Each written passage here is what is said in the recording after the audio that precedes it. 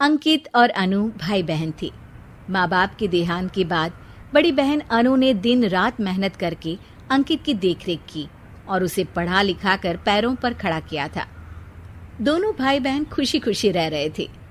एक दिन, दीदी मुझे जॉब मिल गई है। अरे वाह भैया, तेरी मेहनत सफल हुई। मेरी मेहनत नहीं दीदी, आपकी मेहनत। अगर पापा के निधन के बाद मेरी जिम्मेदारी आप न उठाती तो ये सब नहीं हो पाता। मेरी सफलता सिर्फ आपके बलिदान की वजह से है दीदी। कुछ महीनों बाद अंकित की शादी सीमा से हुई। सीमा बड़ी ही चालाकी से अनु से मीठा मीठा बोलकर घर का सारा काम करवा लेती थी और खुद अंकित के साथ घुमा फिरा करती थी। वैसे तो वो सिर्फ खाना बनाने का काम ही घर में करती थी, लेकिन अब उसे उससे भी छुटकारा चाहिए था। इसीलिए एक दिन, दीदी मेरे हाथ का खाना अंकित को पसंद नहीं आता, क्या आप खाना बना दोगी प्लीज? अरे हाँ, ये भी कोई कहने की बात है, जरूर। सीमा इस बात से मन ही मन बड़ा खुश होती है और अगले दिन के झाड़ू पोछे के काम से छुटकारा पाने के लिए एक और तरकीब लड़ाती है। हॉल में जोर जोर से कराहने लगती है। उसके कराहने की आवाज सुनकर अनु हॉल में भागती हुई आती है। क्या हुआ सीमा? दीदी लगता है मेरी कमर अकड़ गई है। वो क्या है ना, मुझे झाड़ू पोछा करने की आदत नहीं है ना। मेरी मम्मी पापा ने मुझसे कभी ये काम नहीं करवाया। अरे कोई बात नहीं, झाड़ू पोछा ही तो है, मैं कर लिया करूंगी।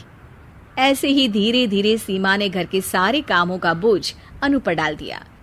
घर का सारा काम अनु करती थी, फिर भी सीमा को अनु से छुटकारा चाहिए था। इसलिए एक दिन वो अंकित के ऑफिस से लौटने से ठीक पहले ढेर सारे कपड़े लेकर धोने का नाटक करने बैठ जाती है। अरे सीमा, इतने कपड़े? अब क्या करूं, अकेली पड़ जाती हूँ। करना तो मुझे ही है ना। अरे दीदी से मदद ले लेती। अच्छा, ताकि सारा जमाना कहे कि भाभी बड़ी ननद से काम करवा रही है। और वैसे भी दीदी ने तो साफ कह रखा है मुझे कि तुम आज जो भी हो सिर्फ उनकी वजह से हो, इसीलिए अगर उनके बनाए इस घर में रहना है तो काम करना ही पड़ेगा। ये सब सुनकर अंकित को बहुत गुस्सा आ गया। उसने अनु को बुलाकर कहा, दीदी ये घर पापा ने बनाया था और इसमें मेरा भी हिस्सा है और मुझे वो चाहिए।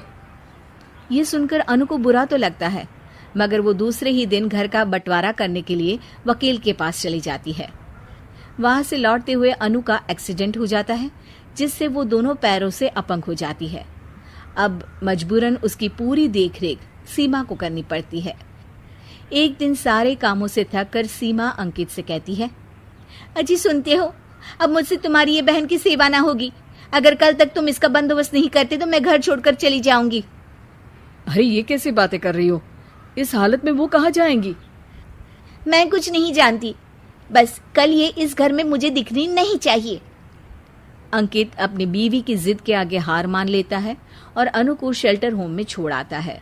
3 महीने बाद, अजी सुनते हो, ये आपके लिए एक पार्सल आया है, ये लीजिए।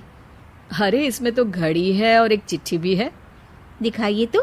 अरे वाह, बड़ी ही सुंदर घड़ी है, लेकिन ये आपको भेजी किसने? पता नहीं, शायद चिट्ठी में कुछ लिखा हो। आशा करती हूँ ये घड़ी तुम्हें पसंद आएगी। रक्षाबंधन की बहुत शुभकामनाएं, तुम्हारी दीदी अनु। चिट्ठी पढ़कर अंकित की आंखें भर आती है। मैं दीदी को लेने जा रहा हूँ सीमा। अरे घड़ी भेज तो दी उन्होंने, अब क्यों जाना उनके पास? देखा सीमा, दीदी हमसे दूर जाकर भी हमारे बारे में ही सोचती है, और एक हम है जो उनकी सेवा से बचने के लिए उन्हें शेल्टर होम छोड़ा है।